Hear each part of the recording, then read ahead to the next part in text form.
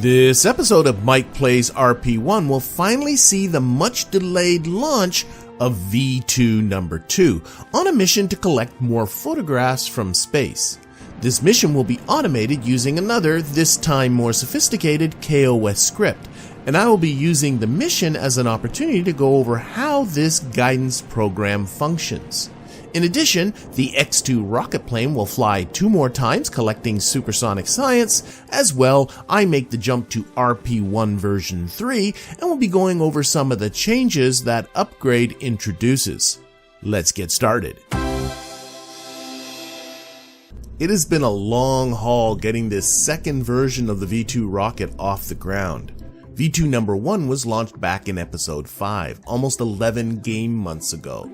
Its mission was to complete the first low space film return contract. Number 2's job was to complete the next contract, which was to do the same thing, the only difference being it needed to travel 50 kilometers higher and 200 kilometers further downrange. To accomplish this, I simply increased the length of the fuel tank so the engine will burn longer. V2 number 1 was launched at an angle to get the downrange distance I needed, but I felt that really didn't take advantage of the guidance systems built into the near-Earth avionics core. I couldn't figure out how to get McJeb to ascend steeply enough for this mission, so I used this as an opportunity to introduce a more complex Kerbal Operating System script to handle guiding the rocket. I introduced kOS in episode 6. You can look upon this video as a continuation of the ideas presented in that episode, and I'll be going over the details of this script later in this video when I launch the rocket. Anyway, I was able to get the mass of V2 number 2 just under the 11-ton mass limit for Launch Complex 2. Though the length of the increase did require a minor launch complex renovation, and being cheap, I ignored the recommendation to go to a 13-ton mass limit and manually entered in 11. After the renovation was complete, I handed the rocket to my engineers to put together. Or so I thought. As I discovered last episode, a vessel-saving mistake had me actually integrate just another V2 number 1. I flew the rocket anyway, even though it wasn't capable of completing the contract, after which I made sure this time to hand the right rocket to my engineers. However, between last episode and this episode, I made the upgrade from RP-1 version 2 to version 3, which rebalanced a lot of things, including, apparently, some masses, because V2 number 2 is now just over the 11-ton mass limit, forcing a launch complex upgrade. This time, I stuck with RP-1's recommended 13 tons. Thankfully, this upgrade will only take 5 days. Note how the engineers will now automatically be reassigned to the launch complex after the renovation is done. Before you had to do this manually. Another change worth noting is that the previous reconstruct and upgrade buttons have been combined into a single modify button. A welcome change. In fact, there are a lot of small changes like this to help clarify things further in RP-1, though, as with this mass increase, the upgrade didn't come without some additional challenges. The primary one having to do with budgets. If we look here, we can see that I am currently in a deficit situation, losing money as time goes on. If we take a look at the budget screen, the reason becomes obvious. I am currently receiving nothing from my program budget, which is my primary source of funding. The reason for this is that the funding model for the 2 programs I currently have active has changed. Looking at the suborbital research program, we can see that, right now, my funding is negative. The total funding is actually still the same, but in the previous version of RP-1, the total funding was a constant amount each year. Now the funding starts slowly and builds up over time before dropping off towards the end of the funding period. So the negative we have now is a correction for the fact that, by the new funding model, I received too much money earlier. This should work itself out over time, and I currently have 88,000 funds in the bank, so I'm hoping I'll be able to ride this out. One thing to notice is that I also have a 22% funding penalty being applied, which doesn't help. 2% of that is due to the contractors I have engaged with, but 20% is because of my program administrator, Milton Rosen. If things get tight, the quickest fix is likely some firings, probably starting with Milton here. Sorry my friend, but you are in the crosshairs. Anyway, with that, let's get to our first mission, which is the second flight of the X2 rocket plane. Fly-by-wire on, pitching up to about 15 degrees. 15, good, okay. Heading is 270. Yep, vertical speed, yep, we want to get 20,000 and 15, good. So, cruise control engaged, and what the happy heck? Heading's 20. Oh my god. I don't know why I didn't click on the heading. I don't know where you were going. You're not going where I want you to go. Okay, so this one is all about this supersonic flight. So what we're going to do is we're getting ourselves up to an altitude of 20,000 meters, 20 kilometers, and then we're going to be reducing our throttle and just cruising along at a speed of about 455 meters per second, which is just over the required speed for supersonic flight. That requires you to be between a speed of 450 and 500. So we're just going to cruise along, reduce throttle. Unlike the rocket engines that we see on the XASR-1, like all the rockets that we've seen so far, this rocket engine is throttleable. You can reduce the throttle. However, it can only be reduced to 25%, which, as we'll see in a bit, actually turns out to be just about perfect. We need to get up to that 20-kilometer altitude, though. I played around with what is the best altitude to be cruising at the speed, and lower than that, the air is just too thick, and we just can't get up to the speed that we need. We need to get up to that thinner air so we can start blasting those engines. Also remember, with the thinner air, these rocket engines become more efficient as well. Got to be careful here. I don't want to go over. I don't have speed control turned on, but I do have it set to 455 meters per second. So as we get up here, I'm going to be engage. I think I'll engage that right now. Yeah, let's engage that, and it's starting to level off. I don't know why. Now it's gonna. I don't know what it's doing. Yeah, now it's pitching back up again. It's getting a little bit confused. That's why I waited, by the way. But now we've reduced our throttle here, and I really like the animation on these rocket engines. I got to give it to them. There's 4 nozzles here. One of them appears to be just off, but they also kind of sputter a little bit. I'll keep an eye on them, see if we'll notice it. Okay, now it's getting into its cruising altitude here. There, listen to the engines. I'm going to be quiet for a second.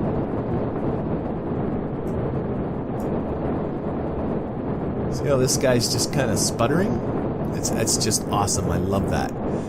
And if you look down here at where this indicator is, I mean, that to me looks like it's pretty darn close to 25%. I think we are just right around where the max throttle, or the minimum throttle can be. And we're cruising along at a very nice speed here for us. So we're just going to basically just keep doing this as long as we have fuel, we'll just keep doing this. And as we're doing this, we're collecting our supersonic science samples. And again, these are samples. We are gaining mass, and that to me, again, I don't know what's going on. I would say that Kenneth is collecting his own sweat right now, but that shouldn't be increasing the mass of the entire vessel. Perhaps he might be collecting other bodily fluids going at 455 meters per second at 20 kilometers in the air, but with just a rocket at the back end of you. Once our engine flames out, we'll be losing speed very quickly, and then this will be done. And then it's going to be about getting Kenneth back down to the surface. You can see the KSC coming up here. Okay, we just flamed out, so what I'm going to do is I'm going to change this to 300. And it should start pitching downwards. We're also going to deploy our flaps here. Might as well turn the throttle off. Throttle, oh, I guess that's as low as that throttle goes. Alrighty, whatever. Okay, so we've deployed our flap. Now, whoa. I was just about to say, while your flaps, you really need to watch this pitch indicator while you're playing with the flaps here. So let's deploy the flaps again. You can see that pitch indicator starting to really, let's put this at 20. Because what will start to happen is if it can't pitch up well enough, you want to lose speed for sure, but if it cannot pitch up well enough to keep, it'll start nosediving on you. So make sure that this pitch indicator does not get pinned at the top. So we've now put the max climb at 20, so we're dropping quicker than we perhaps might want to. Let's put this at 272. I always find I need to come a little bit to the north here a little bit. So watching this, let's give ourselves a little bit more flaps, because I'm noticing that pitch indicator was coming down. As we slow down, it's having you can be a little bit more aggressive with the flaps. Give it I just put the flaps on full, and if this can settle down, yeah, it's great. Okay, so we're losing speed at a nice rate here. We're about 50 meters per second, or meters above the surface, which is where I got into trouble with the parachute that last time. That's why I'm gonna just do that manually. Right now I think the parachute would be deploying on me. Like it? Okay. Let's stage. There it is. Okay, and then we'll just let it slow us down. Nice and slow and... oh, whoa. Okay. I was coming... You know what? I was dropping just too quick. Lost the parachute, as you can see. So I'll have to fix that. But otherwise, I think I'm going to live with that. We'll just recover, fix her up, and turn this plane around so we can do it again. It will be Evelyn Wolf's turn to fly again. She is currently in training for the mission and will be ready to fly on June 9th, well before the plane is ready. It takes a little over 16 days to recover the plane and another 6 days to mount it on the carrier. Putting on the new parachute only took a few hours. The mission training takes 10 days and lasts for 4 months, so you do have to plan a little bit to make sure you have a pilot ready.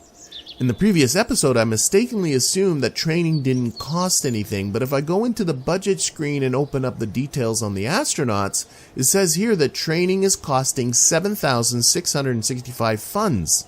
But this is a bit misleading. It's taking the cost of the training and it is assuming it runs for the year. But the cost goes to zero when the training is complete. It's really 21 funds per day for 10 days, so 210 funds for each session. Either way, once the plane was ready, Evelyn was ready for her second flight of the X-2.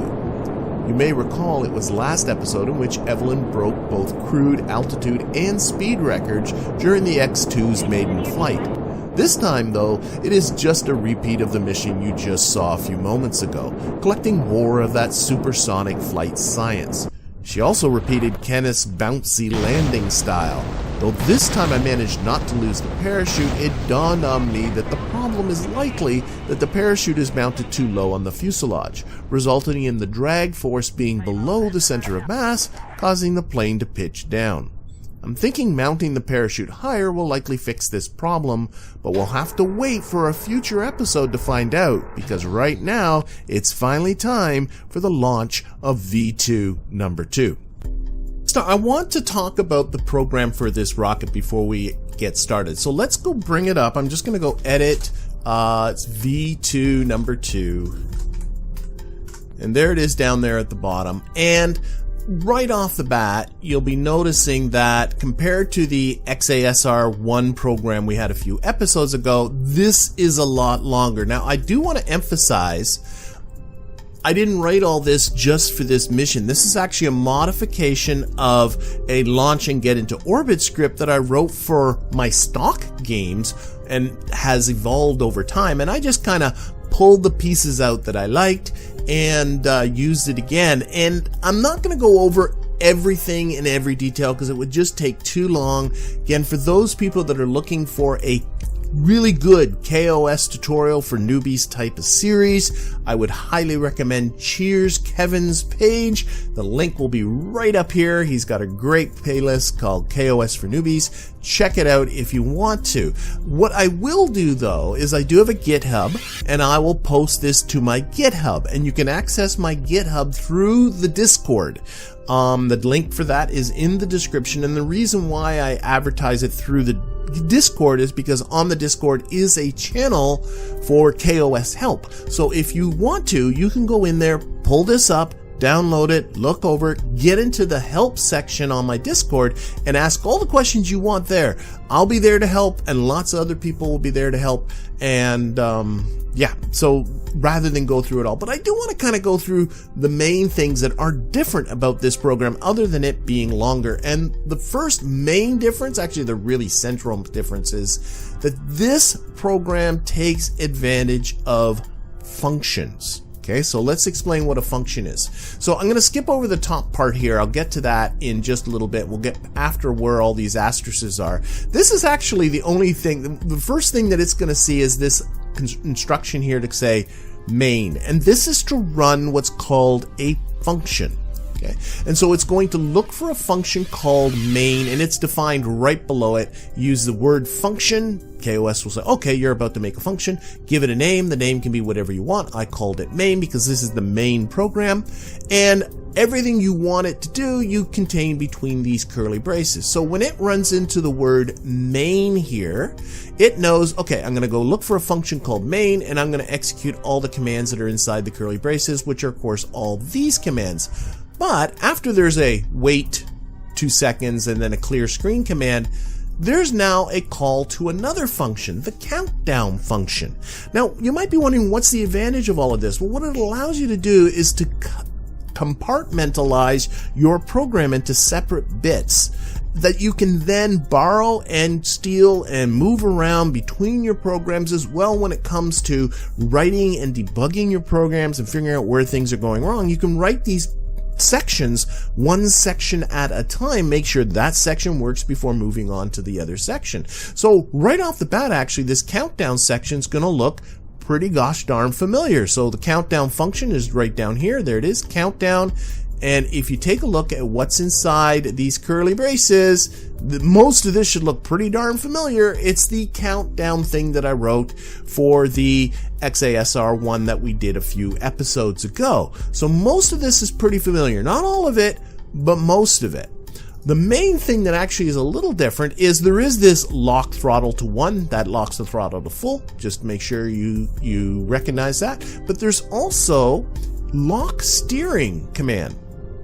Because this core that's up here actually can control the rocket, I not only have to just say throttle up, I have to say how I want you to steer. Where do I want you to go? So I want to lock the steering, and there's a keyword really handy called up, and it's not hard to imagine that up is up. And then I want you to modify up, that's what the plus sign is, and I honestly can't remember what the R stands for, but basically I want you to modify your up by this pitch, this yaw, and this roll. Now you can see pitch and yaw are at 0, so I don't want you to modify the pitch and the yaw at all, because up is up. I don't want you to tilt one way or the other.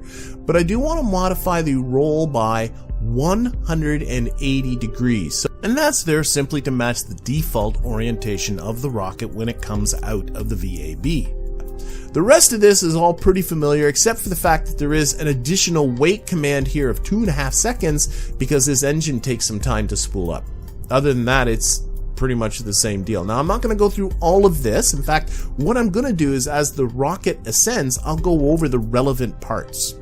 But I will go over sort of the beginning parts of this. So let's say, okay, so it's going to do the countdown, then it's going to do a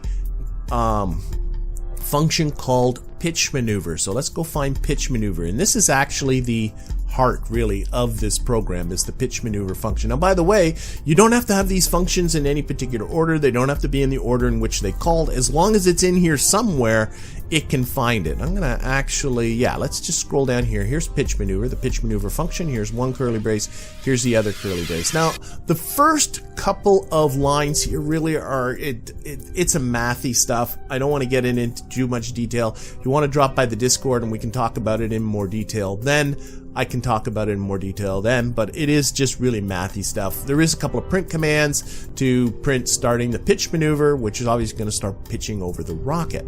And then I have a couple of setting some variables. I've set something called my start initial heading to another function called my heading. This is a function that calculates what heading I want to go off at. Then I have set my initial roll to my roll, and we'll get to those other functions in just a little bit. And then we have another lock steering We're going to lock steering to a particular heading. Heading takes a compass heading and a pitch, which tells the program which direction you want to go. The heading, I want you to be this initial heading. My pitch, I want you to be another function called my pitch, and this is actually an important one. Plus again, this command, this R command, I want you to adjust this by a pitch of 0. Don't change the pitch, don't change yaw, but I do want you to change the roll to the initial roll, and then you're going to wait 2 seconds before moving on. Okay, so let's go to my heading, my roll, and my pitch, because those are actually pretty important. So my heading. My heading is a very simple function. It returns, and the return command means what I want you to do with this particular function is not just execute a command, but I want you to return a value. And the value I want you to return is something I called desired heading. And desired heading is defined way up here at the top.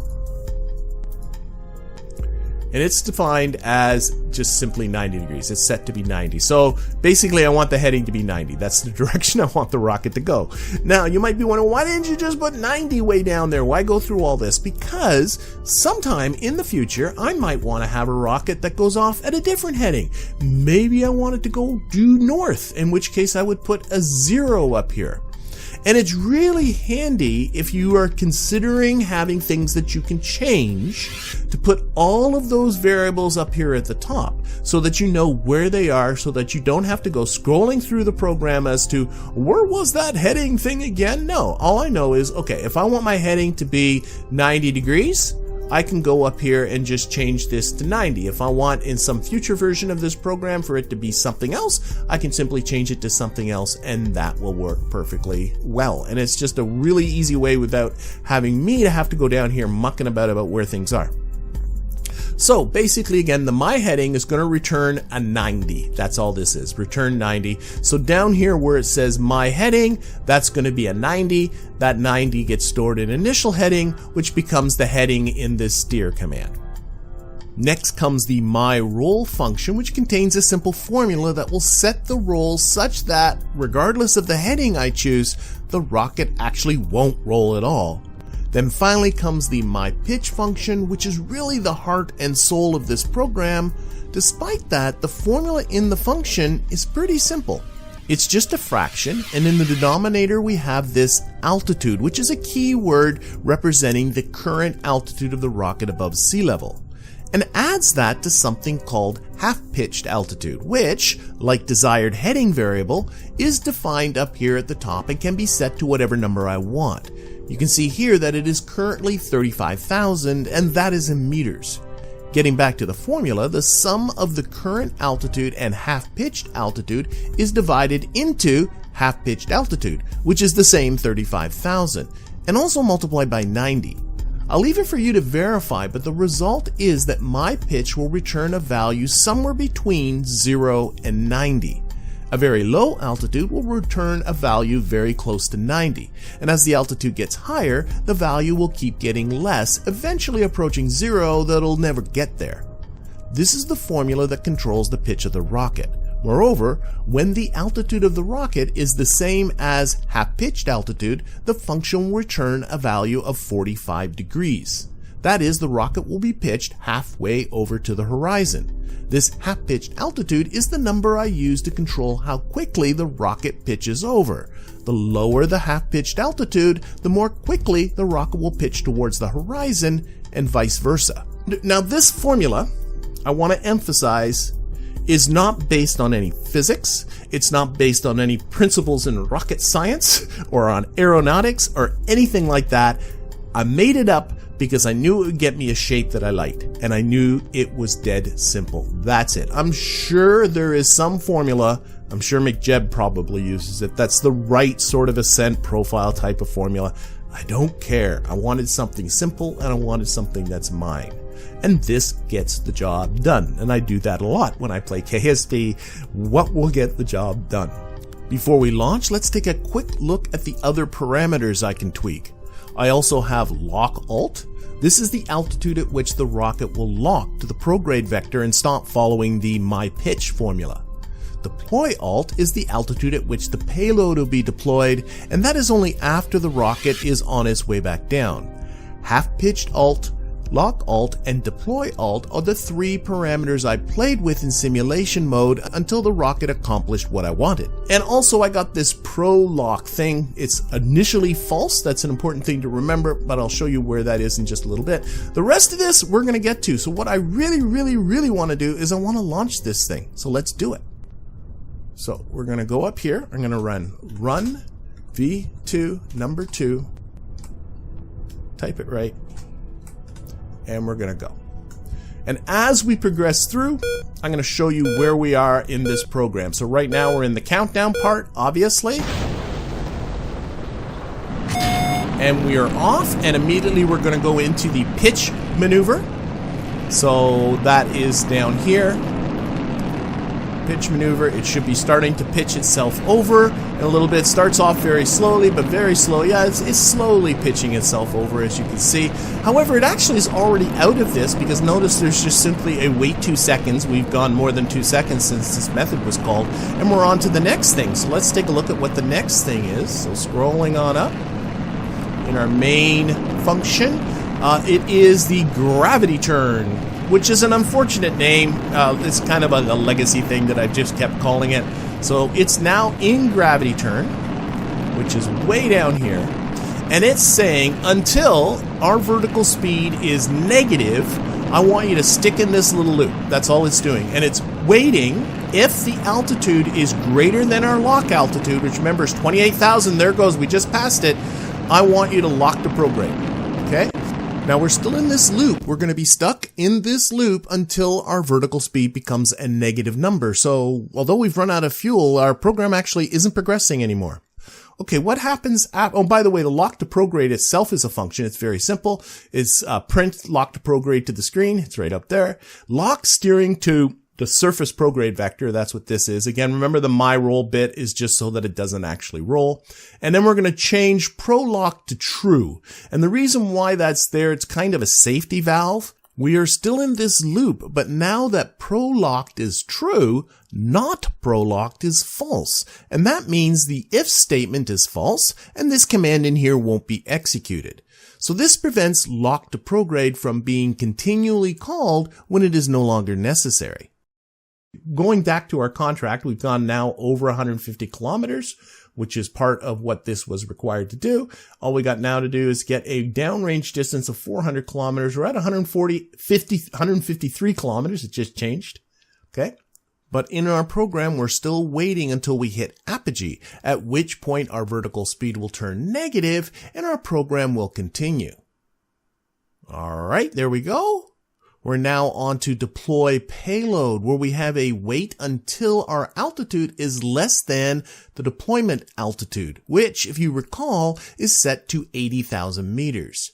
At that point, it's going to stage, which will activate the decoupler and arm the parachute, and print a little message to the user. There it goes. Payload and our parachutes now is armed. And our program has now ended. Those commands were way back up here, because after the deploy alt, there he goes. Deploy payload. I just waited 5 seconds and then print program's ending. Good luck. Wait 2 seconds and then the program actually ended. So this is now done. This is now gone ballistic. It is simply just falling. We are still going sideways with some velocity here, so that's good. We are at 386. Remember, we got to get to 400. This worked in testing, so you best work for me now. I'll make sure that this is indeed armed. It is armed. Okay. So that is good. 394. And 397. You're teasing me. 399. 400. There it goes. We've gone green. Now all we got to do is land safely, which happened without a hitch. Though I did discover a surprise when I entered mission control to set up my next contract. Though I received 42 reputation and 210 confidence for the completion of the low space film return contract, I found that that contract was nevertheless still available, though this time requiring achieving a 200 kilometer altitude and a 600 kilometer downrange distance. I'm guessing this was another balance change put in by version 3 of RP-1, which rather works to my favor as I can now do this one too, but that is something that is going to have to wait for a future episode. In the meantime, I thank you for watching and hope to see you again next time.